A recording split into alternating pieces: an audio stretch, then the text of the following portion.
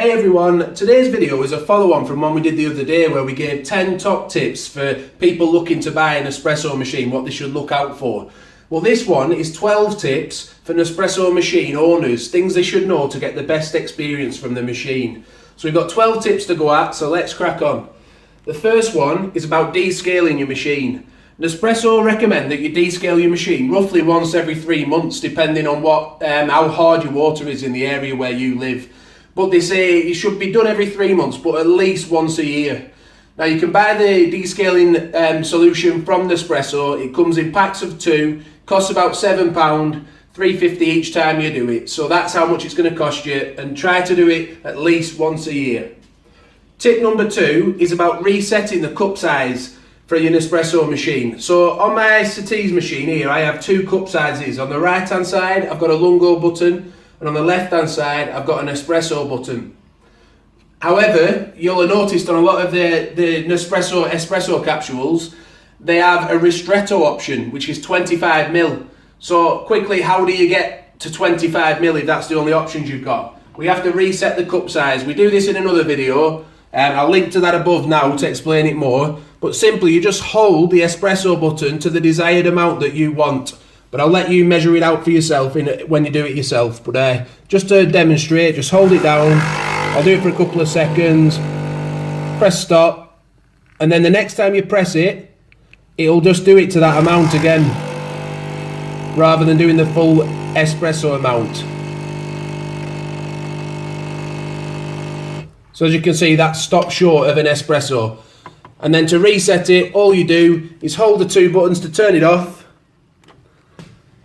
Hold this lungo button down for 5 seconds to reset it to the original amount. When it starts flashing, comes back on, that's reset now. So that's how you do, how you reset your cup size for a ristretto coffee. So tip 3, the next thing we're going to do is to get a hotter coffee. A lot of people complain about this with Nespresso machines. How do you get a hotter coffee? Well, I'll just drop this capsule out.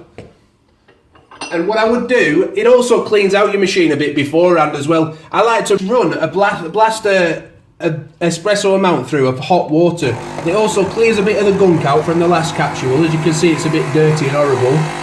And it gives you a nice hot mechanism to deliver your water through when you do your espresso. And that will help you get a hotter espresso coffee. So that was tip 3. We're now on tip 4. If you're going to get hotter water out of your machine, you'll also probably want hotter milk. That's another common complaint.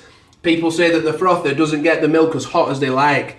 So again, I've done it, I've pre-prepared, just put some water in it before you use it, and just set it off and let it run through, and that just warms all the metal up inside, so that when you come to put your cold milk in, if it's been in the fridge, it doesn't absorb as much of that heat. So the heat inside will just give you a warmer milk froth when you send your milk through in a minute. While that's running though, we'll just move on to tip 5, and that's how to get cold milk from your aeroccino. To get cold milk, you just hold the button down for a few seconds and it'll flash blue, rather than holding it down or just pressing it and setting it off for hot milk. Hold it for a couple of seconds and you'll be able to get cold milk out of that. So I'll just take this off now, because you understand what we're looking at there. So that now will be a hotter mechanism inside. So I'll just quickly dry it out. And then we come to tip 6. And that's how to get more froth from your milk frother. So to do that, there's 2 things you can do. Personally, I like to use whole milk. And that's simply because the extra fat in it gives it extra froth as well. So I'll just put it in there, and I'll send that through. I'll set it off, and I'll show you just how frothy that comes out, that milk. Just pop this cup down here. The other thing, if you feel you have to use semi-skim milk, if you don't like using whole milk, or even skim milk, the other thing, if you want more froth, is just to get rid of it out of the aeroccino as soon as you can. Don't let it settle down, the milk, because it soon loses its froth, and then you find you're pouring it and it's coming out almost like normal milk with just a little bit of froth on top. But if you get it out as quick as you can, you'll get a nice frothy coffee straight away. So I'll just let this run now. And we'll talk about tip 7 while that's running as well. And that is to wash out your aeroccino between uses when you've got milk in it. Because if you don't, if you try and put milk in after this again and do it again, heat it up again, what you'll end up with is burnt milk on the inside of your aeroccino. And they're not cheap, these, you know, they're £50 if you want to replace it from Nespresso. So you don't want to be ruining it over time by having burnt milk on the inside of it all the time. So that's tip 7. Make sure you wash out your aeroccino between uses if you've got friends around and you're making several coffees. So just wait for this to finish now. We're almost there. It takes about 60 seconds, your aeroccino, to heat up your milk. And I'll just show you how frothy whole milk comes out. So that's finished now. Look at that inside of there, how much froth there is.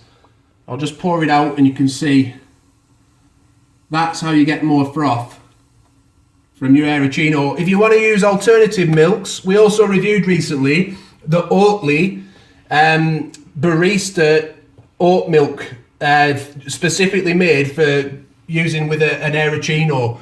That really did well to froth up the milk, considering it was a milk alternative compared to normal oat milk. So check that out if you get a chance on our channel page. I'll just pop this back here. I'll be washing that out in a minute, don't you worry. So tip 8 is just to replace your water regularly on your machine at the back. I'm sure if you had a glass of water out on the side and you left it there for 4 days, there's no way you'd go back and drink it. It might be safe to do so, but I know you wouldn't. So don't do it with your Nespresso either. Don't leave milk in there for a week and then water in there for a week and then come back and try and make a coffee with it. It's just not recommended. Try and replace it fresh water every day if you can. So where are we up to now? Tip 9, as I mentioned earlier, don't forget to drop your capsule out by lifting the lid after you've used it each time and then shutting it again. The reason for that is just because when it dries, you'll find that you come back to it and you end up like stabbing it from the top to try and get it to drop out because it's dried up inside and it's stuck to the machine. That is not going to be very good once you send your next coffee through. It's not going to taste very good if you've got all dried up coffee on the inside of your machine. So to avoid that, at the end of each use, just open it up, shut it again and drop your capsule out. Tip 10.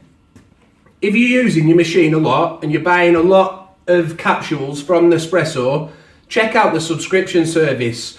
We reviewed it recently to let you know how it works and what it's all about. But basically, it just gives you an extra 10% on top of anything that you credit to your account. So say you're on a subscription for £25 a month, it'll give you £27.50 of credit on your account. So you're getting 10% of free capsules each time. So it's definitely worth checking that out if you find that you're buying it a lot and you're buying genuine Nespresso capsules from Nespresso. So now we're on to tip 11.